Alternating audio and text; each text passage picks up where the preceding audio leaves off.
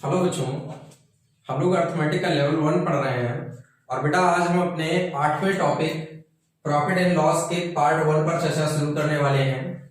देखिएगा, आप सभी बच्चों ने हमसे परसेंटेज का टॉपिक अच्छी तरीके से पढ़ा है। अब आपको प्रॉफिट एंड लॉस का टॉपिक भी उतने ही अच्छे तरीके से पढ़ना है जैसे आप लोगों ने परसेंटेज को तैयार किया हुआ है। ये बेहद आसान टॉपिक है और बहुत ही इंटरेस्टिंग टॉपिक है। बस आपको ध्यान से एक एक बात को समझना है। तो टॉपिक स्टार्ट करते हैं। हाँ तो बच्चों, कुछ छोटे छोटे प्रश्नों से हम अपने चैप्टर को शुरू करते हैं।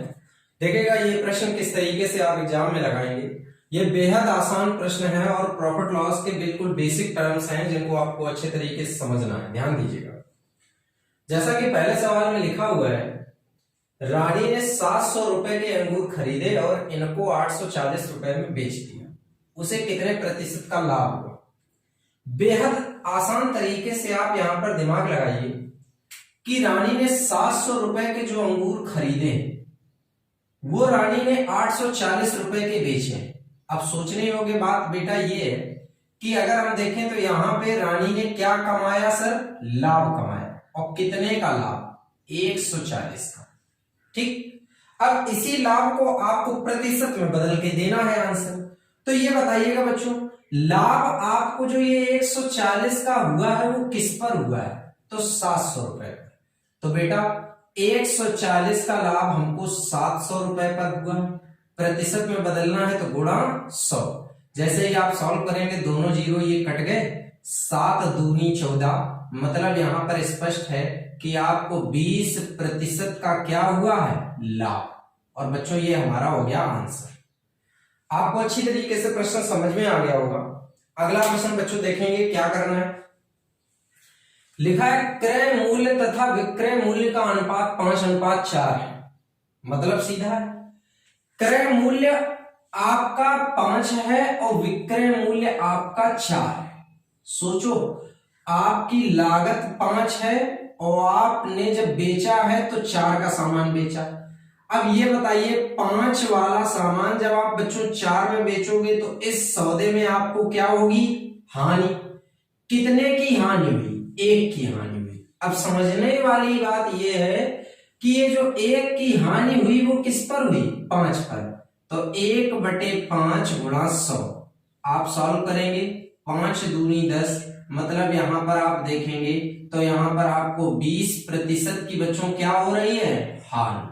तरीका आप सभी बच्चों को इन सवालों का समझ आ रहा होगा। बेहद आसान प्रश्न है, बिल्कुल कठिनाई नहीं है, बिल्कुल बेसिक से सवाल लिए गए हैं। अब जरा बच्चों हम अगला प्रश्न देखते हैं। अगला प्रश्न देखो, इन्होंने और अलग ढंग से लिखा है। किसी वस्तु का विक्रय मूल्य क्रय मूल्य का 8/5 गुना है। विक्रय मूल्य क्रय मूल्य का 8/5 गुना है तो लाभ प्रतिशत कितना है? सुनिएगा, विक्रय मूल्य क्रय मूल्य का 8/5 है तो इसका मतलब बच्चों क्रय मूल्य आपका 5 है और विक्रय मूल्य क्या है? 8। ठीक। ये बताइएगा, जब विक्रय मूल्य क्रय मूल्य का 8/5 है तो विक्रय मूल्य हो गया 8 और क्रय मूल्य 5। बताइए बच्चों यहाँ पे कितने का लाभ हुआ? 3 का। अब ये बच्चों जो 3 का लाभ है वो किस पर है? 5 पर। तो 3/5 गुणा 100 सॉल्व करेंगे। 5 दूनी 10, 20 तिया 60। 60% का इस बिजनेस में क्या हुआ बच्चों? लाभ हुआ। तरीका आपको बेहद आसान तरीके से क्लियर हो रहा होगा। बहुत आसान प्रश्न है। अब जरा अगला प्रश्न देखते हैं, फिर से अलग तरीके से दिया गया है। कहा गया है कि एक व्यक्ति ने कोई पुस्तक 891 रुपए में बेचकर लागत का 1/10 लाभ कमाया। पुस्तक की लागत क्या था? देखो, इस सेंटेंस को हम कैसे समझेंगे? लागत का 1/10 लाभ। लागत का 1/10 लाभ का मतलब बच्चों ये हो रहा है कि आपकी लागत 10 है और आपका लाभ 1 है। बच्चों अगर लागत आपकी 10, लाभ अगर 1 है तो टोटल ये वस्तु आप बेचोगे 11 में। आपके हिसाब से वस्तु 11 में बिकी। आप 11 की वैल्यू यहां पर क्या दे सकते हैं? 891, क्योंकि आपके हिसाब से ये वस्तु 891 रुपए में बेची है। 11 से सिंप्लीफाई करिएगा, 11 8 88 और 11 एकम 11। मतलब बच्चों 1 की वैल्यू 81 आ गई। हमसे पूछा गया है पुस्तक की लागत। पुस्तक की लागत क्या है 10। अगर एक की वैल्यू 81 है तो फिर यहाँ पर 10 की वैल्यू आएगी 810 रुपए। इसका मतलब इस पुस्तक की लागत कितनी निकली 810। आपको लॉजिक बहुत अच्छी तरीके से क्लियर हो गया होगा। अब जरा अगला प्रश्न देखिएगा बच्चों। अगला प्रश्न हम कैसे लगाएंगे, देखिएगा इन प्रश्नों में किसी प्रकार से कोई समस्या नहीं आनी है। एक बार आप समझिएगा फिर आपको कभी इन सवालों में दिक्कत नहीं आएगी। फिर बस आप घर पे प्रैक्टिस करिएगा, अच्छी तरीके से आपको सवाल समझ में आएंगे। जरा अगला प्रश्न देखिए। कोई वस्तु 360 रुपए में बेची गई, 40 रुपए का लाभ हुआ। लाभ प्रतिशत ज्ञात करो। सबसे पहले मैं आपको यहां पर एक बात बताना चाहूंगा कि 360 रुपए में वस्तु बेची गई है, अब 40 रुपया का लाभ हुआ है। तो बच्चों सोचो ये 40 रुपए इस 360 के अंदर होंगे, क्योंकि जो लाभ होता है वो सेलिंग प्राइस के साथ शामिल होता है। तो इसका मतलब बच्चों सोचो कि अगर 360 रुपए में वस्तु बेची गई और 40 का लाभ हुआ, तो इसका मतलब ये वस्तु 320 रुपए की होगी, जिस पर आपको 40 का लाभ हुआ है। गुणा कर लीजिएगा 100, सॉल्व करिएगा, 4 अट्ठे 32 मतलब 1/8। जब आप यहाँ पर 1/8 को सॉल्व करेंगे तो 1/8 का मान मैंने लिखाया है 12 सही 1/2%। यहाँ पर आपको बेटा 12.5% का क्या होगा लाभ होगा। लॉजिक आपको क्लियर हो गया होगा। अगला प्रश्न जरा देखिएगा। अगला प्रश्न में कह रहा है कोई वस्तु 400 रुपए में बेचने पर 50 रुपए की हानि हुई। सोचो 400 रुपए में बेचने पर 50 की हानि हुई। आपने किसी आदमी को 400 रुपए की सौदा दी और मैं आपसे कहूं कि आपको 50 का नुकसान हो गया। इसका मतलब स्पष्ट है कि आपके वस्तु की कीमत 450 होगी, जिस पर आपको 50 का घाटा हुआ होगा। तो 450 वाली चीज पे जब 50 का घाटा होगा तभी तो 400 में बेचोगे। प्रतिशत में बदलने के लिए गुणा क्या होगा 100, 50 से 5 × 45, 1/9 को आप सॉल्व करके आंसर देंगे 11 सही 1/9% की यहाँ पर बच्चों क्या होगी हानि। तो इस तरीके से ये सारे प्रश्न आप लोग सॉल्व करेंगे। ये मैंने आपको कुछ बेसिक प्रश्न बताए हैं, आपको मैं धीरे धीरे करके प्रश्नों का लेवल भी उठाऊंगा, लेकिन पहले आपको ये 6 बेसिक प्रश्न जो मैंने बताए हैं उम्मीद है कि आपको अच्छी तरीके से समझ में आ गए होंगे। और बच्चों अगर इनमें से किसी भी प्रश्न में आपको कोई समझने में दिक्कत आई हो तो आप वीडियो को थोड़ा सा पीछे करके दोबारा से देखेंगे तो आपको एक एक पॉइंट क्लियर हो जाएगा। ठीक है बच्चों, तो अब हम अगले प्रश्न पे बात करते हैं। हाँ तो बच्चों अब जरा अगले प्रश्नों पे गौर करिएगा कि अगले प्रश्न किस तरीके से आपको दिए गए हैं। बड़े ही अच्छे प्रश्न है, केवल आपको ध्यान से समझने की आवश्यकता है, बड़े आसानी से आपको सभी प्रश्न समझ में आ जाएंगे। बच्चों बोला गया किसी वस्तु को 72 रुपए में बेचने पर 10% की हानि होती, 5% लाभ कमाने के लिए वस्तु को कितने में बेचना चाहिए। तो एक बात तो आपको स्पष्ट है कि अगर आपको 10% की हानि होती है तो स्पष्ट है कि कोई चीज आपने 90% में बेची होगी। ठीक, और आप अगर 5% लाभ कमाना चाहते हो तो आप उसके बदले में 105 चाहते हो। तो बच्चों आपने वस्तु को बेचा 90% में, लेकिन आप चाहते हो 105% का मान, क्योंकि 5 लाख कमाना चाहते हो, 10 हानि हुई है। तो जब ये 90 में बेची है उस समय आपकी सेलिंग प्राइस क्या है 72, तो 90% की वैल्यू बच्चों 72। तो बच्चों यहां से आप 1% की वैल्यू देखोगे तो 72 बटे क्या आएगी 90, और हमको बेटा वैल्यू किसकी चाहिए 105 की। तो जब 5% लाभ कमाओगे तो 72 बटे 90 गुणा 105, 15 से काट लीजिएगा, 15 सत्ते 105, 15 छक्का 90। ठीक, 6 से काटोगे बेटा 12 आएगा, 12 सत्ते 84, मतलब आपको वस्तु को 84 रुपए में बेचना चाहिए। जब आप 84 रुपए में बेचोगे तो 5% का लाभ होगा।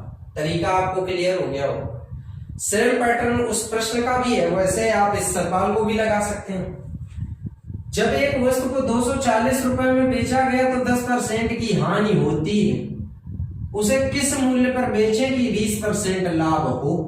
अब फिर से वही बात मैं आपको बोलूंगा कि आपको बच्चों 90% की वैल्यू सवाल में दी गई है और ये आपसे 120% का मान चाहते हैं।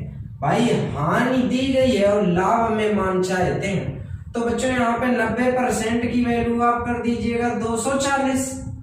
तो बेटा आप 1% की वैल्यू जब दिमाग में निकालोगे तो 240 बटे क्या आएगा 90, और आप जब 120 की वैल्यू निकालोगे तो 240 बटे 90 गुणा 120।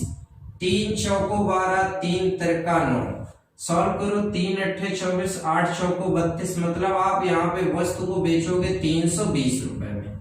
ये बच्चों आपका हो गया आंसर। सभी इन दोनों प्रश्नों को आप बहुत अच्छे तरीके से समझ गए होंगे कि किस तरीके से ये सवाल सॉल्व किए जाते हैं। बेहद आसान प्रश्न है, बस आपको अच्छे तरीके से इन सवालों का अरेंजमेंट समझना है। ठीक है बच्चों, अब ये दो विशेष प्रश्नों को थोड़ा सा ध्यान देकर समझना, तभी ये प्रश्न आपको समझ में आएंगे, क्योंकि ये पूरी तरीके से दोनों प्रश्न लैंग्वेज पर ही बेस है। जितनी अच्छी आपको भाषा पे पकड़ होगी उतना ही ये सवाल आपके आसान हो जाएंगे। जरा ध्यान दीजिए। करेक्ट, किसी वस्तु को बेचने पर वस्तु के विक्रय मूल्य के 25% के बराबर हानि होती है, तो हानि प्रतिशत ज्ञात करो। जब भी कभी बच्चों इस सवाल को आप लगाएंगे तो आपको मैं एक बात समझाऊंगा कि आप अपने दिमाग में एक सीपी और एक एसपी अपने दिमाग में मानेंगे। ठीक, सीपी मतलब कॉस्ट प्राइस मतलब क्रय मूल्य, एसपी मतलब सेलिंग प्राइस मतलब विक्रय मूल्य। बोला गया है आपसे कि जब हमने वस्तु को बेचा है तो विक्रय मूल्य के 25% के बराबर हानि हुई। ठीक, मान लो थोड़ी देर के लिए बच्चों की विक्रय मूल्य 100 है, विक्रय मूल्य मानेंगे 100। ठीक, और आपको विक्रय मूल्य के 25% के बराबर हानि हुई है, तो जब आप 100 का 25% निकालेंगे तो 25 ही निकलेगा। अब मैं आपसे कह रहा हूं कि कोई प्रोडक्ट आपने 100 में बेचा और आपको 25 का नुकसान हुआ। मेरी बात को बड़े आराम से समझिएगा, तभी आप बात को पकड़ पाएंगे। किसी वस्तु को आपने 100 में बेचा और आपको 25 की हानि हुई। गौर करिए, जब आप कोई चीज 100 में बेच के आए होगे और आपको 25 का घाटा हुआ, तो इसका मतलब वो वस्तु शुरुआत में 125 की होगी, तभी तो आपको 25 का नुकसान हुआ। अब इन्होंने सवाल में पूछा है हानि प्रतिशत। बच्चों गौर करो, आपको 25 का घाटा हुआ जरूर है, लेकिन वो घाटा किस पर हुआ? 125 पर। तो आंसर देंगे 25 बटे 125 और गुणा 100। सॉल्व करिएगा। 25 पंचे 125, 5 दूनी 10, मतलब आपको यहाँ पर 20% की क्या हुई? हानि। तो बच्चों किस तरीके से आप आंसर निकालेंगे ये बात आपको समझ में आ गई होगी। अब जरा उस प्रश्न को समझिएगा। यहाँ पर बच्चों देखिएगा, फिर से मैं आपसे कहूंगा सीपी और एसपी आप लिख लीजिए। ठीक, इस बार बोला है कि विक्रय मूल्य के 20% के बराबर लाभ होता है। विक्रय मूल्य के 20% के बराबर लाभ होता है। अब सोचो कि कोई चीज बच्चों आपने 100 रुपए की बेची और हम आपसे कह रहे हैं, थोड़ा सोचिएगा कि आपने वस्तु को 100 रुपए में बेचा और आपको 20 का लाभ हुआ। अब सोचो बेटा, जब तुमने कोई प्रोडक्ट 100 में बेचा और तुमको 20 का लाभ हो गया है, तो इसका मतलब शुरुआत में ये प्रोडक्ट आप 80 का लाए होंगे, तभी तो आप 20 लाभ कमाओगे बेटा। अब सोचो, जब आपको यहाँ पर 20 का लाभ हो रहा है तो वो किस पर हो रहा है? 80 पर। तो 20 बटे 80 और गुणा 100। सॉल्व करेंगे बच्चों। जब आप इसे सॉल्व करेंगे तो यहाँ पर देखिएगा आपका 20 चौको 80, 4 से काटेंगे तो 25। इसका मतलब यहाँ पे 25% का बेटा आपका क्या होगा? लाभ। तो किस तरीके से आप इन दोनों सवालों को लगाएंगे ये बात आप बहुत अच्छी प्रकार से समझ लीजिएगा बेटा। ये दोनों ही प्रश्न आपके परीक्षा के बहुत बहुत महत्वपूर्ण सवाल हैं, जिनको आपको अच्छे तरीके से तैयार करना है। जब भी कभी विक्रय मूल्य के बराबर हानि या विक्रय मूल्य के बराबर लाभ हो, तो आप इन्हीं दोनों मेथड से सवाल को लगाएंगे। आप सभी लोग समझ गए होंगे। अब मैं आपको अगले प्रश्न पे ले चलता हूं। हाँ तो बच्चों, अब जरा अगले दो प्रश्नों को देखते हैं। अगले दो प्रश्न किस तरीके से हमें लगाने हैं, बेहद आसान। एक वस्तु को 5% लाभ पर 5% लाभ में बेचने पर 5% हानि में बेचने की तुलना में 15 रुपए अधिक मिलते हैं। देखो, हम लाइन को सीधा करके बोल देते हैं। जब आप 5 हानि में सौदा बेचने की जगह पे 5 लाभ में सौदा बेचोगे तो 15 अधिक मिलेंगे। मतलब स्पष्ट करता हूं, आप 5 हानि में सौदा बेचोगे तो 95 में बेचोगे, और जब 5 लाभ में सौदा बेचोगे तो 105 में सौदा बिके। एक बात बताओ बच्चों, आप कितने अधिक कीमत पे सामान को बेचोगे? 10%। भाई 95 की जगह जब 105 में बेचोगे तो 10% अधिक में बेचोगे। यहाँ कितने अधिक प्राप्त हुए? 15। तो बताओ बच्चों, 10% की वैल्यू 15 रुपए हो गई। तो बताओ यहाँ पर आपको मैं अगर 100% की वैल्यू पूछूंगा तो आप आंसर दोगे 150 रुपए। इसका मतलब इस वस्तु की लागत आपकी कितनी है? 150 रुपए। लॉजिक आपको क्लियर हो गया? जरा इसी प्रकार से अगला प्रश्न देखते हैं। बेहद आसान प्रश्न है, केवल आपको एक बार समझना है, फिर आपको कभी दिक्कत नहीं आएगी। अगले प्रश्न में बोला गया है बच्चों, किसी वस्तु को 20% लाभ पर बेचा जाता है, यदि इसे 25% लाभ पर बेचा जाता तो 35 अधिक मिलते। भाई यहाँ पर सोचो, अगर आप वस्तु को 20 लाख पे बेचोगे तो 120% पे बिकेगी सौदा, और जब 25 लाख पे बेचोगे तो 125% पे सौदा बिकेगी। ये बताइए बच्चों, आपको पहले की तुलना में कितने अधिक मिले? तो 5% अधिक मिले। यहाँ पे 5% अधिक मिले, वहां 35 रुपए, तो 5% की वैल्यू 35 रुपए। तो बच्चों 1% की वैल्यू 7 रुपए, तो यहाँ पर 100% की वैल्यू कितनी? 700 रुपए। इसका मतलब यहाँ पर आपकी लागत कितनी होगी? 700 रुपए। और ये बच्चों आपका हो गया आंसर। तो इस तरीके से आप इन दोनों प्रश्नों को सॉल्व करेंगे। अब आपको मैं अगले प्रश्नों के बारे में बताता हूं। हाँ तो बच्चों, अब जरा अगले प्रश्नों पे गौर करिएगा कि ये प्रश्न किस तरीके से किए जाएंगे।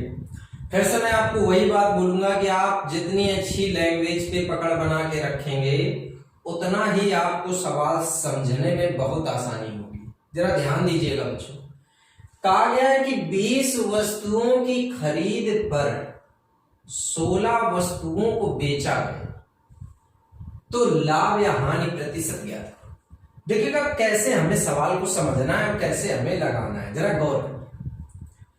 कहा गया है कि 20 वस्तुओं की खरीद पर 16 वस्तुओं को बेचा जाए तो लाभ और हानि प्रतिशत क्या था। देखो, अगर हम इस तरीके से जैसा कि सवाल में लिखा हुआ है, अगर ऐसे हम डायरेक्ट सवाल पकड़ने की कोशिश करेंगे तो सवाल हमारी समझ के ही बाहर चला जाएगा। अब हम आपको अपनी भाषा में, एक आसान भाषा में समझाने के प्रयास करते हैं। इन्होंने कहा 20 वस्तुओं की खरीद पर, मतलब आप सीधा कर लो, जितने रुपए में आप 20 वस्तुएं खरीदोगे, ठीक, जितने रुपए में आप 20 वस्तुएं खरीदोगे उतने ही रुपए की आप 16 वस्तुएं बेचो। तो दिमाग लगाओ भाई, 20 वस्तुएं तुम जितने रुपया की लाए हो उतना पैसा तुमने 16 वस्तुओं को बेचकर निकाल लिया। अब सोचो, तुम 20 वस्तुएं जितने रुपया की लाए उतना पैसा तो तुमने 16 वस्तुएं बेचकर ही कमा लिया। तो बच्चों एक बात बताओ, तुम पर कितनी वस्तुएं अतिरिक्त बच गई? तो 4 वस्तुएं आप पे अतिरिक्त बचेंगी कि नहीं, क्योंकि आप तो केवल 16 बेचकर ही 20 की खरीद निकाल दोगे, ठीक। तो आप पे 4 वस्तुएं अतिरिक्त बच गई, तो 4 वस्तुओं का तुमको हो गया मुनाफा। अब ये 4 वस्तुएं आप कितनी वस्तुओं के ऊपर बेचोगे? तो 16 के, तो 4 का मुनाफा 16 के ऊपर होगा गुणा 100। 4 चौको 16, 4 से काटा 25% का लाभ, ठीक है बच्चों। अब जस्ट अपोजिट क्वेश्चन उस तरफ लिखा है, जरा गौर करिए। 24 वस्तुओं की खरीद पर 28 वस्तुओं को बेचा जाए, मतलब जितने रुपए की आप 24 वस्तुएं खरीदे उतना पैसा निकालने के लिए आपको 28 वस्तुओं को बेचना पड़ा। अब सोचो, आप 24 वस्तुएं जितने रुपए की खरीदे उतना पैसा निकालने के लिए तुम्हें 28 वस्तुएं बेचनी पड़ गई। यार तुमने केवल पैसा 24 वस्तुओं का निकाल पाए और वस्तुएं आपसे 28 चली गई। बेटा ये बताओ कितनी वस्तुएं आपकी एक्स्ट्रा चली गई? तो 4 वस्तुएं बेटा आपकी एक्स्ट्रा चली गई। ठीक, 4 वस्तुएं जो एक्स्ट्रा गई हैं वो किन में गई हैं? 28 में। तो 4 का घाटा 28 पर होगा गुणा 100। 4 सत्ते 28, 1/7 को आप लोगों को बच्चों सिखाया है 14 सही 2/7% की क्या होगी? हानि होगी। तो किस तरीके से बच्चों आप लाभ और हानि की गणना करोगे आपको तरीका समझ में आया होगा। अब उसी ये जो 2 प्रश्न है वही प्रश्न नीचे भी मैंने लिखे हुए, लेकिन अब ये अलग लैंग्वेज में लिखे हुए हैं, तो इनको आप कैसे एग्जाम में लगाओगे? सेम पैटर्न, कोई भी बदलाव नहीं, केवल ध्यान देना। 36 वस्तुओं का विक्रय मूल्य 32 वस्तुओं के क्रय मूल्य के बराबर है। आराम से सोचो, आपने बेटा यहां पर 36 वस्तुएं बेची, ठीक, और 36 वस्तुएं बेचकर आपने 32 वस्तुओं की लागत निकाल पाई। अब सोचो बच्चों, यहां पर आपने 36 सामान जब आपने बेचे तब आपको 32 वस्तुओं का पैसा मिला, तो इसका मतलब यहां पे आपको 4 वस्तुओं का घाटा हो गया और आपके पास से वस्तुएं चली कितनी गई? 36। तो 4 का घाटा किस पर हुआ? 36 पर, गुणा 100। 4 निमा 36 मतलब 1/9। आंसर आएगा 11 सही 1/9% की बेटा यहां पर क्या होगी? हानि होगी। तरीका आपको क्लियर हो गया होगा। अब जरा अगला प्रश्न समझते हैं। यहां लिखा है 36 वस्तुओं का विक्रय मूल्य 45 वस्तुओं के क्रय मूल्य के बराबर है। इस बार गौर करिए, आपने 36 वस्तुएं बेची और आपने 45 वस्तुओं की लागत वसूल ली। बेटा आपने वस्तुएं तो केवल 36 ही बेची और आपने कितने वस्तुओं की लागत का पैसा निकाला? 45 का। तो इस बार बेटा ये बताइएगा आपको कितनी वस्तुओं का लाभ हो गया? तो 9 वस्तुओं का आपको लाभ हुआ। ये कितनी वस्तुएं बेचकर लाभ हुआ? 36। तो 9 का लाभ 36 पर होगा गुणा 100। सॉल्व करिएगा, 9 चौको 36, 4 से काटेंगे 25। यहां पे बेटा 25% का क्या होगा?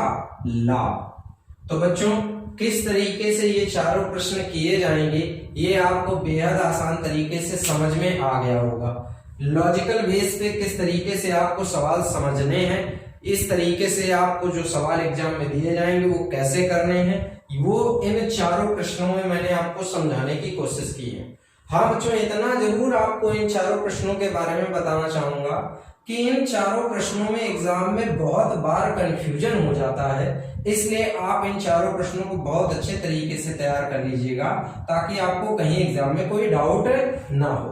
तो अब हम अगले प्रश्नों पे चलते हैं। हाँ तो बच्चों, अब जरा अगले 4 प्रश्नों पे नजर डालिएगा कि इन 4 प्रश्नों को किस तरीके से करना है।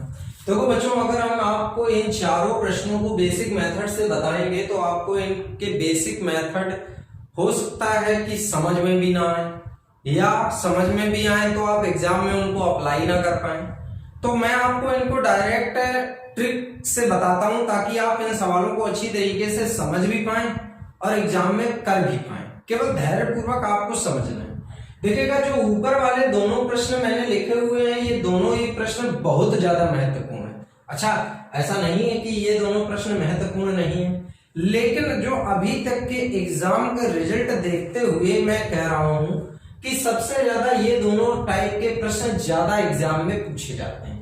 इन दोनों टाइप के प्रश्नों के आने के चांस कम रहते हैं और ये कम पूछे भी गए।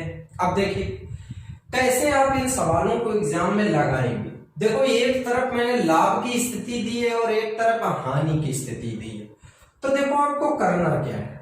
जैसे कहा गया कि 24 वस्तुएं बेचने पर 4 वस्तुओं के विक्रय मूल्य के बराबर लाभ होता है तो लाभ प्रतिशत ज्ञात है।